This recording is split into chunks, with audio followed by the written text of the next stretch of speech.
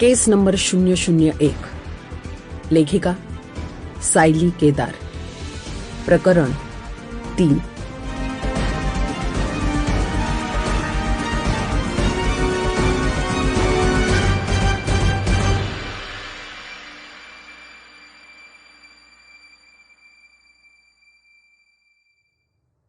नंदा घाबरून उभी होती. तिच्या पायाशी कॉर्डलेस फोन पडला होता. तिनं पायानं हळूच तो फोन स्वतःजवळ सरकवायचा प्रयत्न केला आणि प्रीती असे नंदाच्या तोंडून शब्द फुटेपर्यंत प्रीतीनं तो फोन कानाला लावला. आपण नंदा नाही तर आता प्रीती बोलतोय हे कळू न देता प्रीतीला समोरच्या माणसाचं बोलणं ऐकायचं होतं. काय मी बोलतेय ते नीट ऐक आता. तो जर इन्स्पेक्टर आहे ना, जर चौकशीला घरी आला ना तर त्याला दारातनच कटव. आणि जर तो आत आलास तर तुला चांगलं माहितीये त्याला कसं आणि कुठे डायव्हर्ट करायचंय. नंदा नंदा बोल ना ताई, ऐकते मी.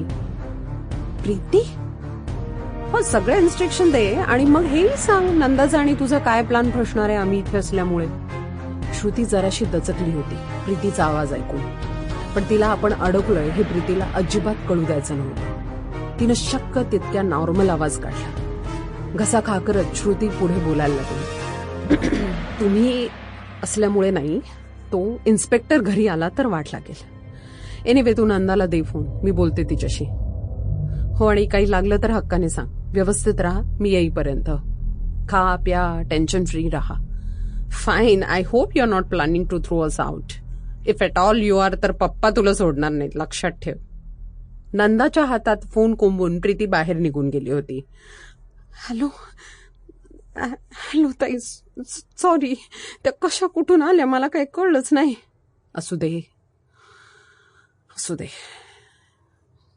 मी ओळखते माझ्या बहिणीला. त्या वकिलांवर प्रेशर टाकतायत, काय ते विलचं वाचा म्हणून. टाकू देत, मला खात्री आहे आपले वकील मला विचारल्याशिवाय काहीही निर्णय घेणार नाहीत. ते तसंच बोलले त्यांना. बाकी सगळं ओके? पोलीस येऊन गेले पण काही खास भेटलं नाही. वरच्या खोलीत गेले ते, पण मला नाही जाऊ दिलं. शिट, वॉरंट होतं का त्यांच्याकडे? मनमानी करायची वर्दीची. Sample complete. Ready to continue?